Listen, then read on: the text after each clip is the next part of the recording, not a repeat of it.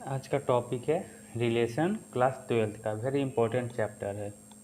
इसी के कॉन्सेप्ट से फिर फंक्शन भी आप लोगों को पढ़ना होगा और रिलेशन फंक्शन अगर यदि आपका स्ट्रॉन्ग हो गया तो और भी चैप्टर है जो इसी से लिंक है तो आपका सारा चैप्टर इजी हो जाएगा। तो ध्यान से पढ़ते हैं।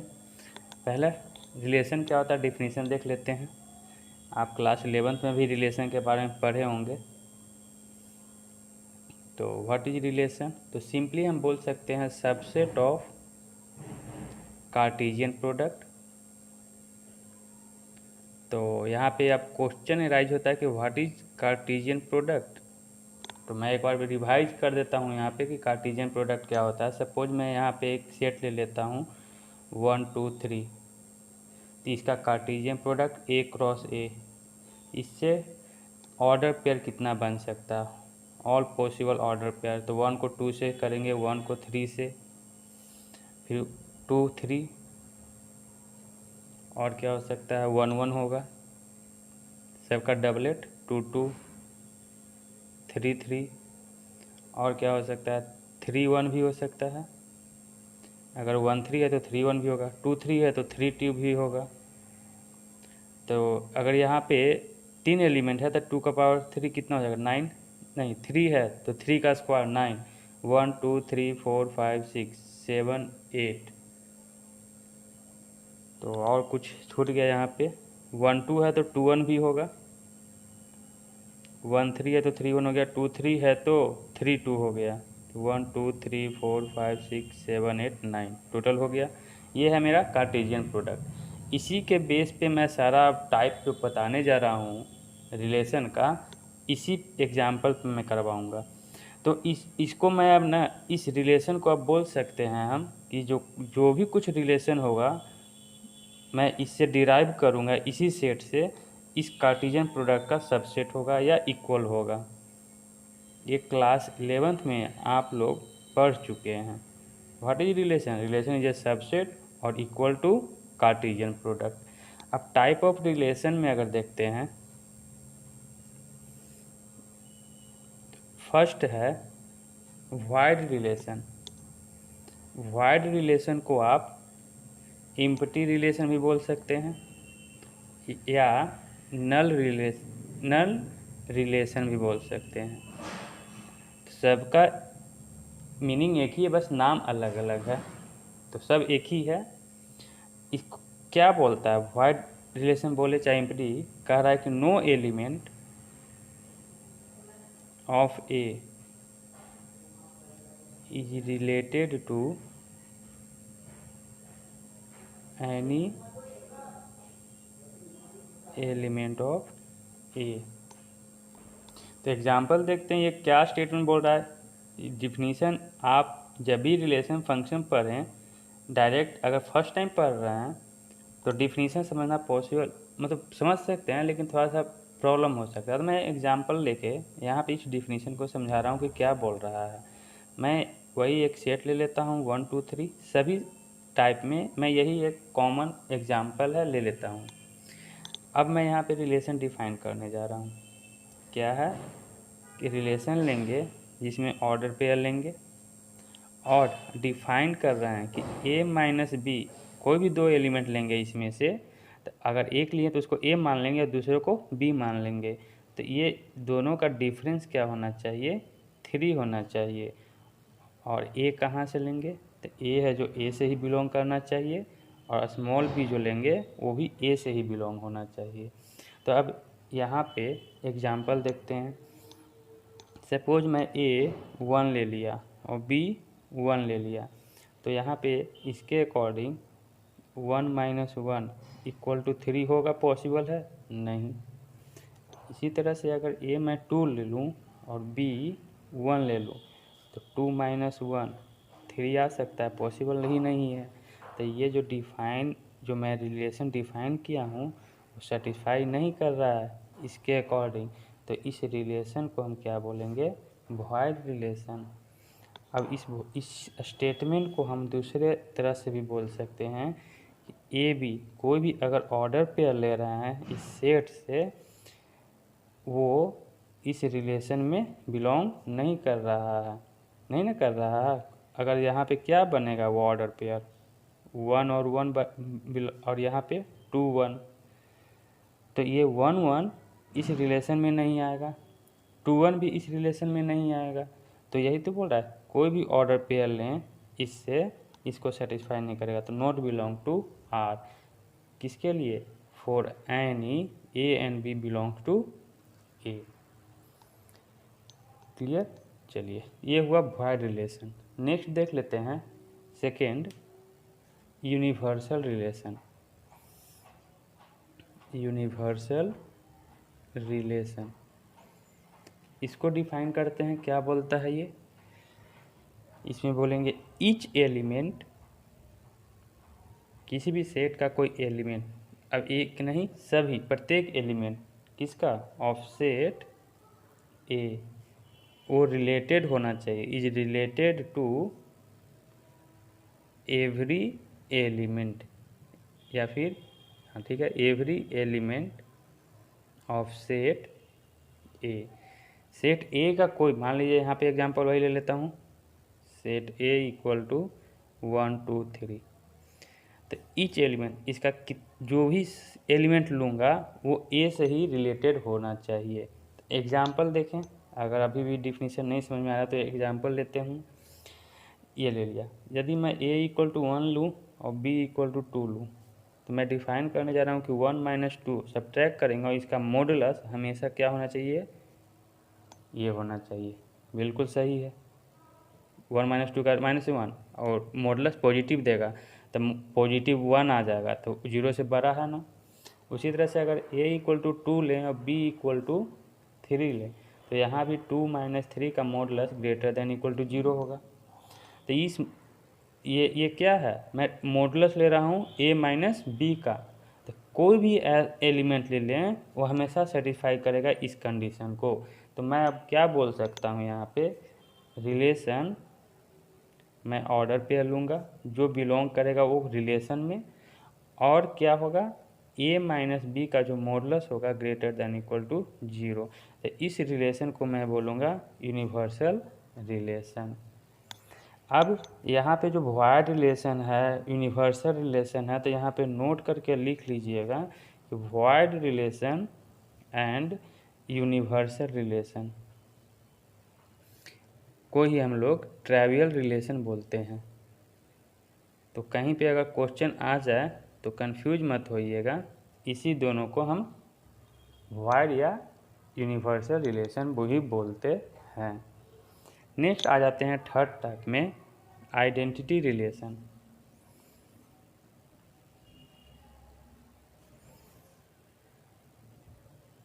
आइडेंटिटी रिलेशन डिफाइन करता हूँ, फिर उसके बाद एक एग्जांपल लेंगे या एक या दो एग्जांपल, उससे क्लियर हो जाएगा कि क्या आइडेंटिटी रिलेशन है। तो यहाँ पे बोल रहा है कि every element of A is related to itself only. यहाँ पे जो वर्ड ये है इटसेल्फ ओनली, बस आइडेंटिटी रिलेशन में ये वर्ड याद रहेगा ना, तो आपको कोई प्रॉब्लम नहीं है। यहाँ पे एग्जांपल लेता हूँ, और 1 2 3 कोई एक सेट है, उसमें 1 2 3 एलिमेंट है। तो यहाँ पे बोल रहा है कि सेट ए का जितना भी एलिमेंट होगा वो खुद से रिलेटेड होना चाहिए, किसी और से नहीं। तो मैं एक रिलेशन बना रहा हूँ, R1 ले लेते हैं वहाँ पे। अब मान लीजिए कि 1 है, तो 1 जो एलिमेंट है खुद से रिलेटेड होगा, तो 1 से ही।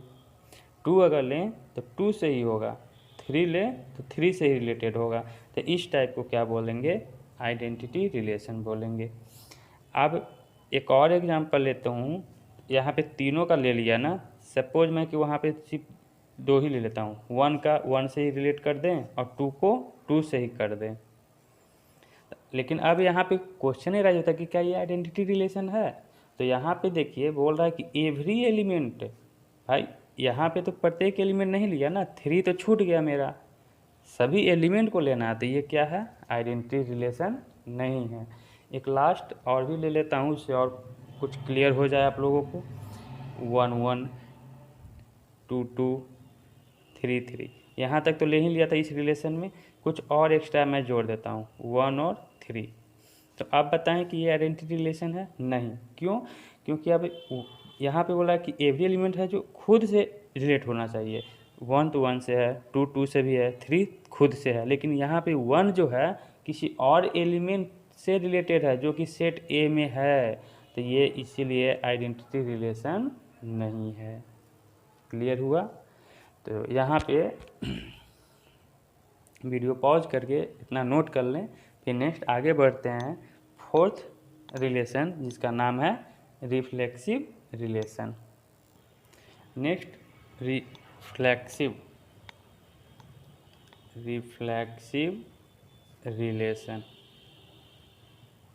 तो बहुत सारे बच्चों को ना आइडेंटिटी रिलेशन और रिफ्लेक्सिव रिलेशन में बहुत कन्फ्यूजन होता है, तो आज हम आपका ये कन्फ्यूजन बहुत आसानी से दूर कर देंगे। इसमें डिफाइन करते हैं every element of set A is related to itself. देखिए यहाँ पे इटसेल्फ था और इसके पहले जो मैं आपको बताया आइडेंटिटी रिलेशन में इटसेल्फ ओनली, दोनों में देखिए यहाँ पे सिर्फ इटसेल्फ लिखा हूँ और यहाँ पे इटसेल्फ ओनली, दोनों में अंतर क्या है कि इटसेल्फ ओनली मतलब कि 1 है जो सिर्फ 1 ही से रिलेट होगा, लेकिन ऐसा इसमें नहीं है। 1 है जो 1 से तो रहेगा ही, 1 है जो किसी और से भी रिलेटेड होना चाहिए। ये मीनिंग है इटसेल्फ और इटसेल्फ ओनली का मतलब। तो यहाँ पे एग्जांपल लेता हूँ मैं और समझते हैं कि रिफ्लेक्सिव रिलेशन क्या है, और क्लियर अच्छे से डिफिनीशन तो समझ में आ ही गया होगा। सेट मैं एक ले लेता हूँ और वही सब एलिमेंट जो पहले ले चुका हूँ 1 2 3। अब यहाँ से रिलेशन बनाता हूँ, कोई एक रिलेशन ले लेता हूँ 1 1 2 2 3 3। अब देखें यहाँ पे बोल रहा है कि एवरी एलिमेंट, हाँ भाई सारा एलिमेंट ऑक्यूपाई हो गया, 1 2 3 है तो 1 2 3 रिलेट होना चाहिए इटसेल्फ से, हाँ है तो इटसेल्फ, 1 को 1 से, 2 को 2 से, 3 को 3 से, तो ये रिफ्लेक्सिव भी हो जाएगा और आइडेंटिटी भी। तो भी सवाल होगा, क्वेश्चन राइज होगा कि सर तो फिर दोनों में अंतर क्या है आइडेंटिटी में और रिफ्लेक्सिव में? तो उसको भी तो बोल सकते हैं जैसे कि नल बोलते हैं, नल रिलेशन और आइडेंटिटी नहीं, नल रिलेशन, वॉइड रिलेशन, एम्प्टी, उसी तरह से इसको भी बोल देते हैं आइडेंटिटी रिलेशन, रिफ्लेक्सिव रिलेशन। नहीं, कुछ अंतर है, दूसरे एग्जाम्पल से वो डाउट क्लियर हो जाएगा। अभी के लिए मैं इसको बोल सकता हूँ कि ये रिफ्लेक्सिव भी है और क्या है आइडेंटिटी है। दूसरा एक मैं एग्जाम्पल लेता हूँ जिससे आपको क्लियर हो जाएगा रिफ्लेक्सिव और आइडेंटिटी में डिफरेंस 1 और 2। चलिए यहाँ देखें 1 बोल रहा है डिफिनीशन के अनुसार कि एवरी एलिमेंट, तो 1 2 3 है तो 1 2 3 हाँ सब ऑक्यूपाई हो गया, रिलेट होना चाहिए इटसेल्फ से, 1 को इटसेल्फ से, 2 टू इटसेल्फ से, 3 इटसेल्फ से, 1 2 से। इटसेल्फ का मीनिंग बता चुका हूँ ना, इटसेल्फ का मतलब कि कोई भी ऐसा एलिमेंट ले वो किसी से भी रिलेट हो, that is the meaning of itself. Itself only it's means कि 1 सिर्फ 1 से रिलेट होगा, 3 3 से रिलेट होगा, लेकिन इटसेल्फ का मतलब 1 खुद से तो होगा ही होगा, लेकिन ये 1 किसी और के साथ भी रिलेट हो सकता है। तो देखिए यहाँ 1 है जो 2 से भी रिलेटेड है, तो यहाँ पे हम बोलेंगे कि ये रिफ्लेक्सिव है बट नॉट आइडेंटिटी। अब आपको क्लियर हो गया होगा ना कि क्या है रिफ्लेक्सिव और क्या है आइडेंटिटी। चलिए नेक्स्ट टाइप में हम लोग आते हैं जिसका नाम है, ये कौन सा हो गया, ये फोर्थ हो गया, फोर्थ टाइप का। फिफ्थ टाइप में आ गया सिमेट्रिक रिलेशन। ये क्या बोलता है, मैं इसका मैथमेटिकली डिफिनीशन लंबा चौड़ा स्टेटमेंट वाला डिफिनीशन नहीं लिखने जा रहा हूँ, एकदम सिंपल सा मैथमेटिकली एग्जाम्पल जैसा। देखिए क्या लिखने जा रहा हूँ, इफ़ कोई ऑर्डर पेयर है जो कोई किसी रिलेशन में बिलोंग कर रहा है, इम्प्लाइज डैट उसका उल्टा ए बी है तो इसका उल्टा क्या हो जाएगा बी ए। ये भी क्या होना चाहिए उस रिलेशन में बिलोंग करना चाहिए। For all A B belongs to A. सीधा बोलने का मतलब है कि कोई भी अगर रिलेशन है और ऑर्डर पेयर मान लीजिए 1 2 है तो उसका उल्टा भी उसी रिलेशन में बिलोंग करना चाहिए। अगर 1 2 है तो 2 1 भी रहना चाहिए, 3 2 है तो 2 3 भी रहना चाहिए। तो एग्जाम्पल से अब देखते हैं, यहाँ पे समझते हैं क्या है। सपोज मैं यहाँ पे R1 ले लिया, 1 2 2 1 1 1 2 2 3 3। अब ये चेक करते हैं कि ये सिमेट्रिक है कि नहीं। 1 2 है तो 2 1 भी है, उल्टा है इसका, ये दोनों एक दूसरे के। अब देखिए 1 1 है तो 1 1 का उल्टा क्या हो जाएगा 1 1, तो ये तो खुद ही है ना, ये खुद है। 2 2 2 2 का उल्टा क्या हो जाएगा 2 2, तो 2 2 है और 2 2 भी है, मतलब ये दोनों है। बोलने का मतलब कि ये ए भी है और बी ए भी है। कहीं भी डबलेट नज़र आए तो वो समझिए कि ए बी भी होगा और बी ए खुद होगा। तो इस तरह से 3 3 भी ए बी है और बी ए खुद है, तो हम बोल सकते हैं कि ये है सिमेट्रिक रिलेशन है। नेक्स्ट कुछ और एग्जांपल लेते हैं, देखते हैं कि क्या है उसमें। कुछ 1 2 2 1 2 3 1 1 एंड 2 2। अब इसको चेक करते हैं कि ये सिमेट्रिक है कि नहीं। 1 2 है तो 2 1 है, ये दोनों एक दूसरे का उल्टा है। 2 3 है तो 3 2 होना चाहिए, नहीं है कहीं पे, सीधा ये क्या हो गया सिमेट्रिक नहीं हो गया। R3 कुछ एक और लास्ट एग्जांपल देख लीजिए।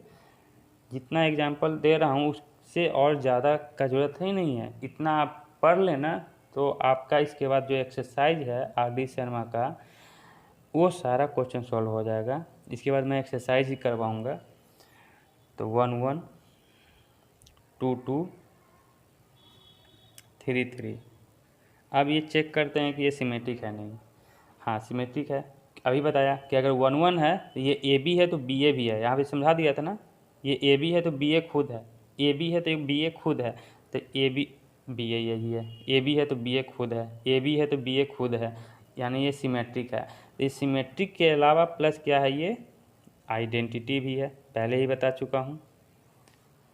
आइडेंटिटी के अलावा और क्या है रिफ्लेक्सिव भी है, अभी यहाँ पे करवाया हूँ मैं, यहीं से पता चल गया रिफ्लेक्सिव आइडेंटिटी। और प्लस अब और क्या ऐड हो गया ये एक सिमेट्रिक भी है। क्लियर। चलिए अब लास्ट टाइप पे आते हैं। उससे पहले इससे तो पता चल गया ना कि सिमेट्रिक किसको बोलेंगे। एक और कॉन्सेप्ट है सिमेट्रिक जानने का, क्या है यहाँ पे नोट में करके लिख लें। If R inverse equal to R, अगर ऐसा है तो बोलेंगे कि वो क्या है सिमेट्रिक है। कैसे, चलिए मैं एग्जांपल से इसको शो करने जा रहा हूँ। इसके पहले एक रिलेशन लिखा, क्या, चलिए मैं ले लेता हूँ कुछ एग्जांपल। मैं रिलेशन ले लेता हूँ 1 2 2 1 1 1 2 2 3 3। ये अभी यहाँ पे लिया हूँ मैं 1 2 2 1 1 1 2 2 3 3। ये हम जान रहे हैं कि ये सिमेट्रिक है, लेकिन इससे कैसे जाने। तो R इनवर्स आप क्लास 11th में पढ़ चुके हैं, फिर भी मैं यहाँ पे बता रहा हूँ कि R इनवर्स कुछ नहीं होता है। ये जो ऑर्डर पेयर लिए हैं ना, इस ऑर्डर पेयर को उलट के लिखें। 1 2 है तो यहाँ पे क्या हो जाएगा 2 1, 2 1 है तो 1 2, 1 1 है तो 1 1 ही रहेगा, 2 2 का 2 2 ही उल्टा लिख सकते हैं और 3 3 को 3 3 ही लिख सकते हैं। अब मैच करें ये दोनों सेम है कि नहीं। 1 2 है तो 1 2 है, 2 1 है तो 2 1 भी है, 1 1 है 2 2 है 3 है, दोनों इक्वल है। इसे हम बोल सकते हैं कि R inverse equal to R, so symmetric. कुछ नहीं था इसमें। चलिए अब लास्ट हम देख लेते हैं जिसको बोलते हैं ट्रांजिटिव। इसमें बहुत सारे बच्चों कॉन्सेप्ट क्लियर नहीं हो पाता है कि क्या है ट्रांजिटिव, तो आज वो सारा डाउट क्लियर हो जाएगा। ट्रांजिटिव रिलेशन, तो मैं मैथमेटिकली इसका डिफाइन करने चल रहा हूँ। क्या कर रहा हूँ कि कोई भी दो ऑर्डर पेयर लिया मैं, वो यदि रिलेशन में बिलोंग कर रहा है एंड ये वाला बी यहाँ रहना चाहिए और इसके साथ सी ये भी रिलेशन में बिलोंग कर रहा है, तो इम्प्लाइज दैट ए और सी भी रिलेशन में बिलोंग करना चाहिए। नहीं क्लियर हुआ? कोई बात नहीं, एग्जाम्पल लेते हैं, क्लियर हो जाएगा। मैं R1 कोई एग्जाम्पल लिया, 1 2 2 3 1 1। अब ये चेक करते हैं कि ये ट्रांजिटिव है कि नहीं। यहाँ पे देखें ए बी है, मान लीजिए ए मेरा 1 है, बी मेरा 2 है, ए बी बिलोंग कर रहा है R से, तो बी सी भी होना चाहिए। तो देखिए 2 2 यहाँ भी है, तो बी सी है मेरा, बी मेरा 2 है और सी मेरा 3 है। तो अगर ए बी और बी सी दोनों इस रिलेशन में है तो इम्प्लाइड दैट क्या होना चाहिए था, ए सी भी इस रिलेशन में रहना चाहिए था। लेकिन ए सी क्या बनेगा मेरा, यहाँ से ए है मेरा 1 और सी है मेरा 3, 1 3 भी इसमें रहना चाहिए था, लेकिन नहीं ना है, तो इसलिए हम बोलेंगे कि ये ट्रांजिटिव रिलेशन नहीं है। नेक्स्ट एग्जाम्पल देखते हैं, 1 2 3 4। अब देखिए ध्यान से सुनिएगा क्या बोलने जा रहा हूँ, ये इम्पोर्टेंट चीज़ है समझना। यहाँ पे ए मेरा 1 है और बी 2 है। कहने का मतलब कि ए बी है रिलेशन में,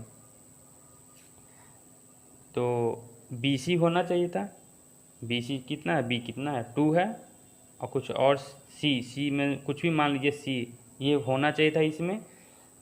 ये दोनों रहता तब ना बोलते कि ए और सी हो। ए कितना है मेरा 1 और सी रहना चाहिए था, ऐसा रहे तब। अब सी अननोन है इसलिए मैं सी लिया नहीं हूँ, मान लीजिए कि वो सी कुछ भी रहे।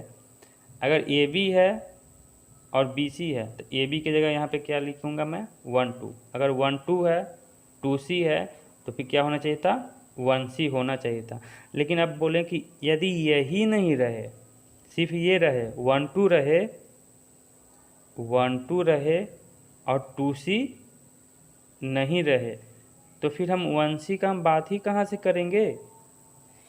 ये तभी आ सकता है जब दोनों रहे, 1 2 सिर्फ रहे और 2 सी न रहे, तो 1 सी का हम बात ही नहीं करेंगे।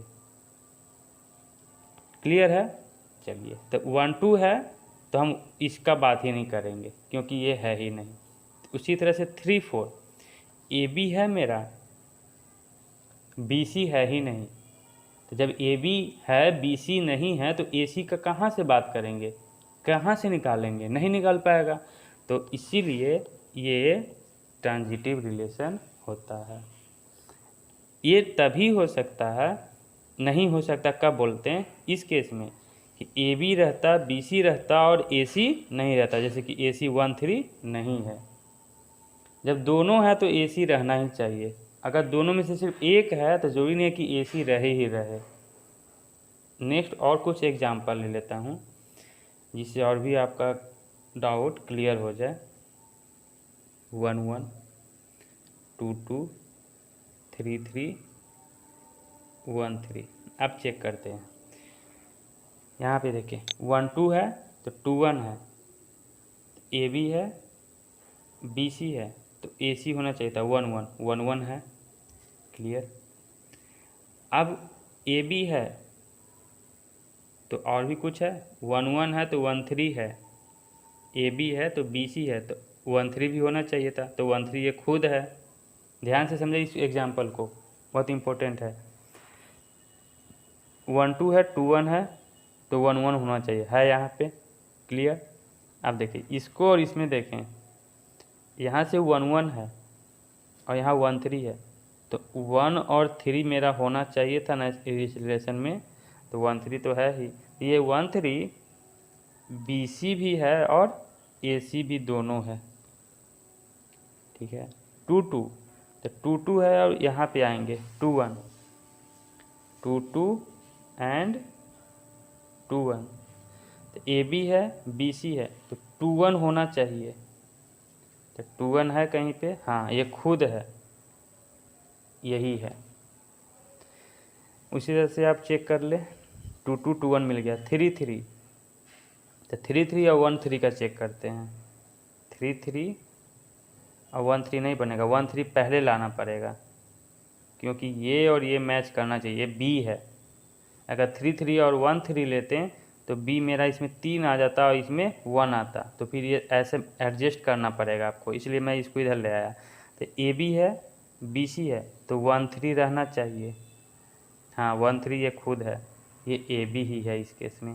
तो AB और AC दोनों सेम ही है, तो ये सब सेटिस्फाई कर रहा है, तो इसलिए क्या है, ये ट्रांजिटिव रिलेशन है। लास्ट एक एग्जांपल ले लेता हूँ, 1 1 1 2। अब यहाँ पे देखें AB है, ये देखिए A और B और यहाँ B और C, तो AB है BC भी है तो AC रहना चाहिए मुझे। तो देखते हैं AB की जगह क्या है मेरा, AB क्या है 1 1, BC क्या है 1 2, तो AC क्या होना चाहिए था, A है 1 और C है 2, 1 2 होना चाहिए था, तो 1 2 है ना, तो यानी कि इस केस में BC और AC दोनों सेम है। अभी यहाँ पे वही चीज़ बताया, तो ये क्या है, ट्रांजिटिव रिलेशन है। तो बच्चों आप लोग इसको अच्छे से वीडियो को पॉज करके नोट कर लें। अब मुझे नहीं लगता कि आपको अब कुछ भी डाउट होगा इस टॉपिक से, तो नेक्स्ट हम लोग मिल लेंगे एक्सरसाइज पे इसका। तब तक के लिए थैंक यू।